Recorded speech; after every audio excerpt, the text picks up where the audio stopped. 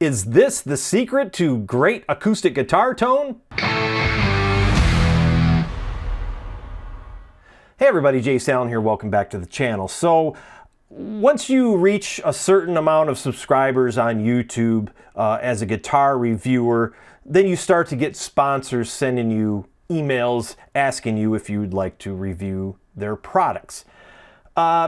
Generally, it sort of works out like electronic devices, pedals and multi-effects pedals and things like that, audio interfaces.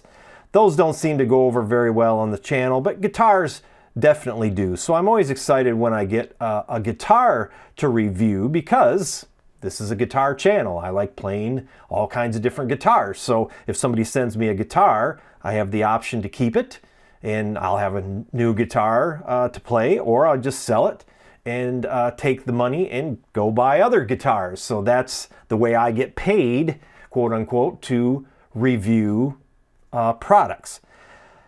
I get quite a few emails here and there from different companies that want me to to review things. So one evening I was in a live stream chat. I think it was either one of my live streams or it might have been Brian from Searching for Tone, his live stream, and somebody posted, maybe it was mine, because they posted, why don't you review the ToneBar? I'm like, I don't even know what the ToneBar is. So I said, send me one and I will. So, kind of being, a smart ass, but I was kind of serious. If you send me one, I'll review it, because I had no idea what it was. I wasn't going to go out and buy whatever they're talking about just to review it. And so it turns out that this person, I guess, was the person that had invented these or one of their representatives, I don't know. And so sure enough, I got an email that said, hey, this is the ToneBar. What's your shipping address? I'll send you a couple of these. So I gave him my shipping address, and sure enough, these things showed up. So I had no idea what to expect. So I get a small envelope with these, a few of these in it. This is the ToneBar right here. And what it is, quite literally, it's a piece of brass rod bent at a 90-degree angle on one side and bent a little, probably 45-degree angle on the other side. And that's so that how it works is you take the pins out of your acoustic guitar, where the bridge is, the pins hold the ball end of the string in, and you run the ball end of the strings down in and through out the sound hole, and then you thread this through the ball ends of the strings. You thread on this one at a time, and then you pull them back through, and then you don't have to use pins. This brass rod gets pulled tight up against all the bridge material, because there's a reinforcement, and then the top, and then the bridge. So you got about 3 layers of wood under the bridge where the holes are. And then this holds the strings, the strings rather hold this tight up against all that material. And so the theory is that this will hold, create more vibration. It'll basically hold the string ends tight to the whole bridge mechanism, which in turn will vibrate the top, and you'll get better tone. Because the idea is that, the more contact, the more surface area that contacts sort of that whole bridge, well, it's really the top, it's all, laminated together, then you'll get better tone. When I don't know, when I got this and saw them, I thought, oh, you got to be kidding me. So I'm not really sure what to expect. I haven't done anything with this. I haven't put it in. I haven't tried it. I just now went to, this guy's got a YouTube page and he demonstrates it a little bit, but I didn't really watch too much of it. I don't want that really necessarily to influence my opinion. So yeah, we'll see. I'm very skeptical that this thing is going to make a difference. There's a lot of products like this out there that are, these things that are supposed to, they're supposed to be so great to change your tone. Like that, what's that clip-on sustainer thing? I think Fender sells it. Yeah. So anyway, but I'm going to keep an open mind. I don't like people to send me stuff and then I completely trash it because, you know, this is probably something that whoever designed this, you know, really believes in it, and it's got a patent and everything. So, you know, try to approach it with a little bit of grace, but I'm not sure what to expect. So let's get into this. So I'm gonna take my Recording King acoustic guitar. We'll set up the mics. We'll record just strumming, a little bit of strumming, and then I'll take it to the bench. We'll go through putting this in place, bring the guitar back here, play it again, and we'll see if there's any difference. So let's get to it. Okay, here we go. So this is Recording King. What is this thing? This is a RD 328. So basically a clone of a Martin D28. Great sounding guitar.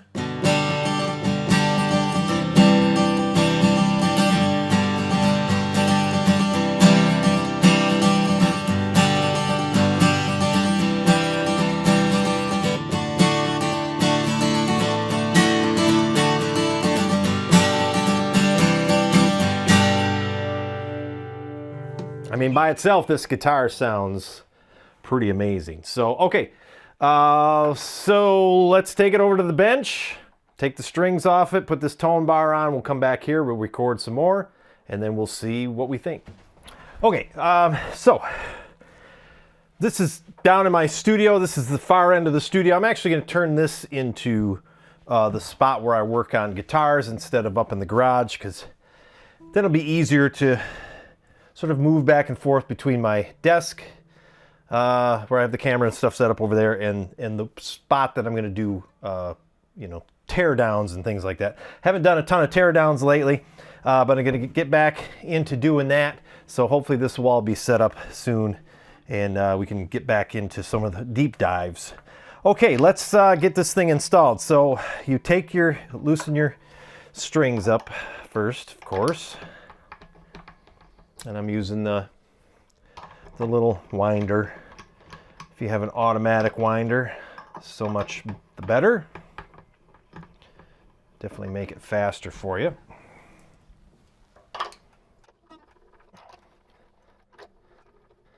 Now already I'm seeing a disadvantage to using this is that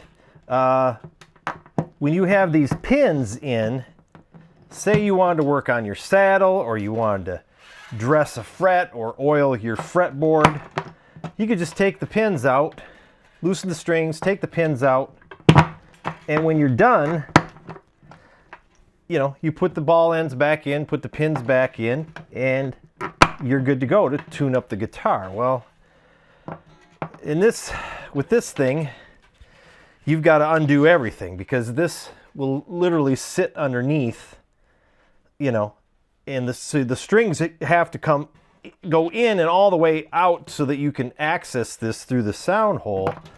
So that's kind of a drawback right there that I can see. So, okay, those are out.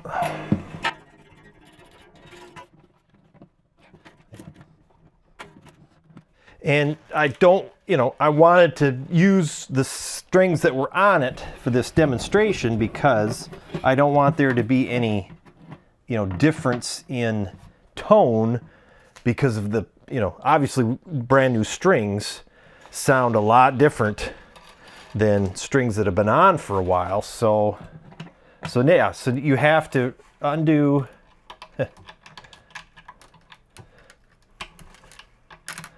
So now I got to take every individual string off, and you've got to run the ball end down inside. I can hear the groaning from the audience already. And then you just slide this over the string. Okay. So then we got to do that to every single one.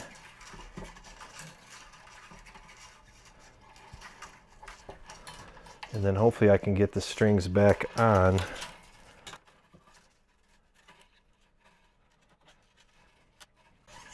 Okay. So then you put your next one on. in the series. Okay.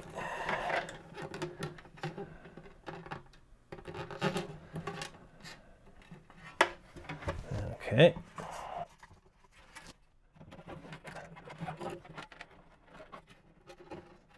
And then making sure you're not twisted in there either. You don't want the strings to cross, otherwise this thing won't. There we go. I suppose we can pull it right up against there, the sound hole, so that you don't have to keep fishing it out.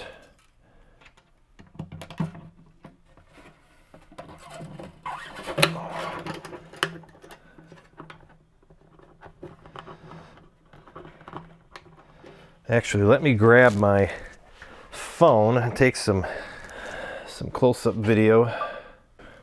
So see that there, this is how, you know, so the strings go all the way through and then they slide over this thing one at a time, and then this side is bent to a 90-degree angle and this side is about 45, so that way the ball end can slide over it. Okay.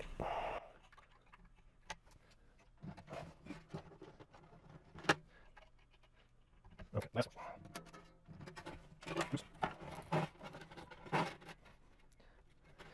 And I don't know, you know, if it'll sort of self-adjust as far as the spacing goes once you pull it up. So now, and then it says you're supposed to bend this 45 one up to a 90, but I'm not going to worry about that at the moment because I'm just not. Okay, so now we string everything back up.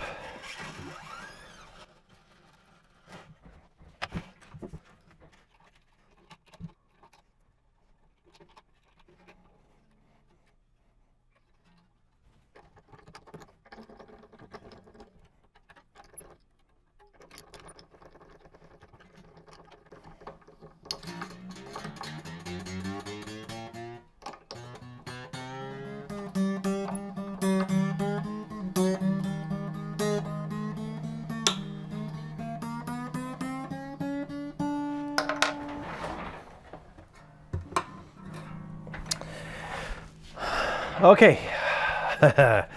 Okay, let's tune it up and play it and see how it sounds compared to the original. Okay, back at my desk, we're gonna hit record. Same mic setup, we haven't changed anything. Same pick. We'll tune this up and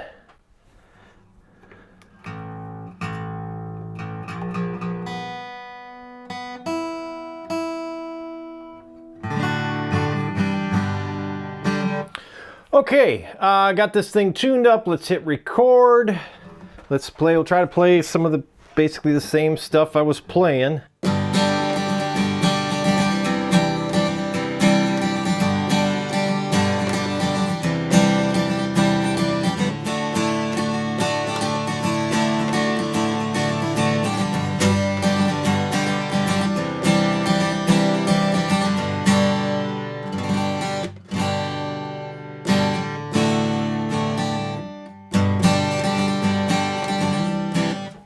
My microphone is peaking. So right off the bat, I mean, it's hard to say because, you know, we don't remember, you know, we think we remember things a certain way. So just, you know, between the time I played and putting this thing in and coming back, to me, it seems louder. And it, like, there could be more sustain, maybe. That was the one thing I didn't do, was play and check the sustain. But it seems louder because I'm peaking. But I don't remember if I was, maybe I just wasn't paying attention. I don't know if I was peaking before or what. So I won't really know if it sounds any different until I hear it played back. So.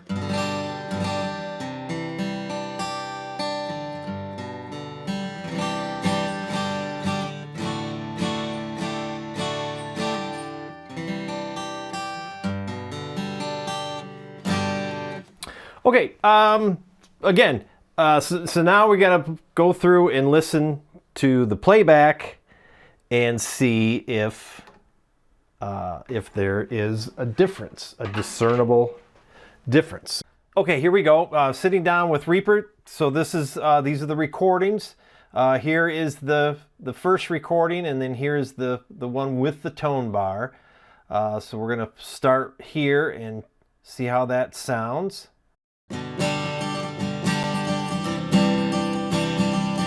Then we'll switch over.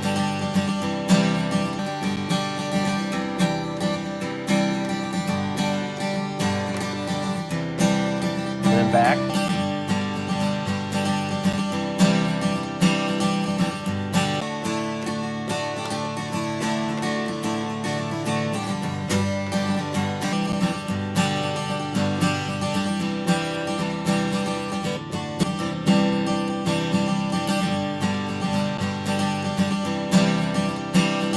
ToneBar.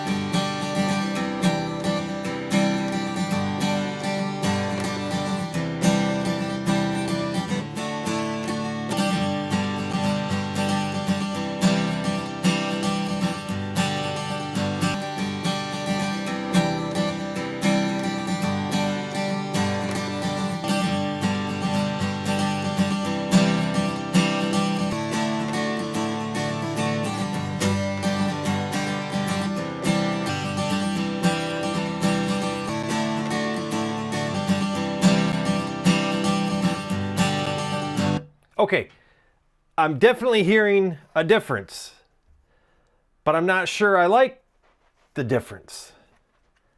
I feel like the ToneBar is almost robbing the guitar of its low end. Like I've lost a lot of low end.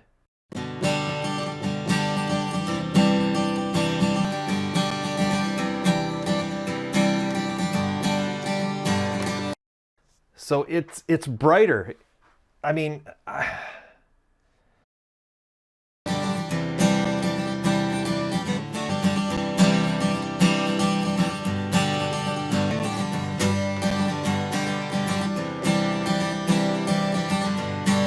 those two are real close there. If I was playing,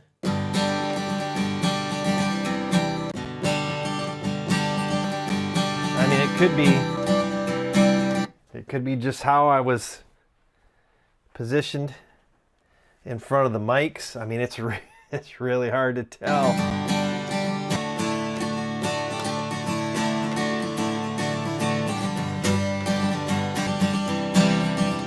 See, towards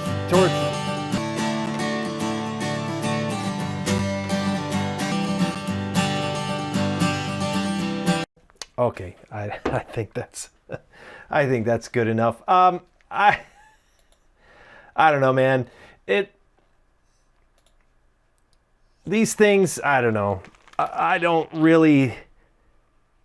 I mean, there's definitely something going on, whether it's just the position in front of the mics, or if this is actually affecting the tone. But like I said, I don't know if I really like the impact that it's making, because if it is actually making the guitar brighter, I don't think I like that, because that Recording King's got that real deep tone to it, similar to a Martin D28. And so if this is indeed making the tone thinner, brighter, I'm not sure that's something I like. So I don't know. And then towards, you know, if you compare more the middle of each clip, the differences are really subtle. So I don't know if the differences are enough that it makes this worth it, in my opinion, because of the difficulty that it creates in now, you know, installing strings. It now makes installing strings a lot more difficult, a lot more cumbersome. So I'm not sure that the trade-off is worth it. if it really improved the tone, if it really was a marked difference where you played and you were like, wow, that's totally different, then I would say yes. But that's the thing about these things in the debates that we have over tone wood. Rhett Shaw did a video where he took a roasted maple neck, a rosewood fretboard neck, and a maple fretboard neck. All for, I think they were Stratocaster necks from Fender.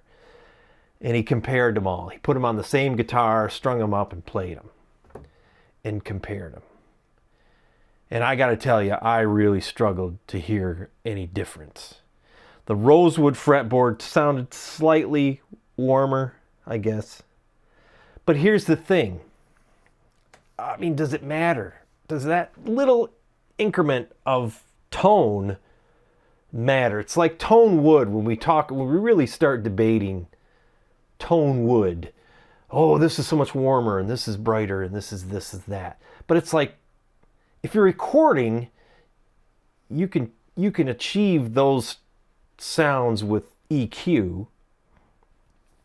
So I'm not sure that in what situation does it matter, that little tiny increment of change. Like okay, I've got a rosewood fretboard and it's so much better than maple. I only want rosewood. Or I got a rosewood body on my acoustic guitar. It's so much better than mahogany. But it's like, I mean, how much of a difference is there that it really makes a difference? And then once you add that guitar into a mix, if you're recording or if you're in a band, then most of those differences go right out the window. So, I don't know. I hate to dump on somebody's invention, because I'm sure, that they came up with this and thought it was a great idea, but I don't know. I don't know. I don't think it's worth, the effort to put it in your guitar for the little bit of change that you're getting. And even so, I don't think the change is, I didn't care for the difference in sound. So I don't know. This is going to be interesting. I'm really curious to hear what you think, what people in the comments are going to say about this. Yeah, I don't know. So anyway, there you go. That's it. That's the ToneBar. They sent it to me. I guess it's my fault. I did ask. I did say, hey, you want me to review it? Send it to me. So they did. So here's my review. I don't know. It is what it is, I guess. So there you go. Thanks for tuning in, everybody. We'll see you again next time.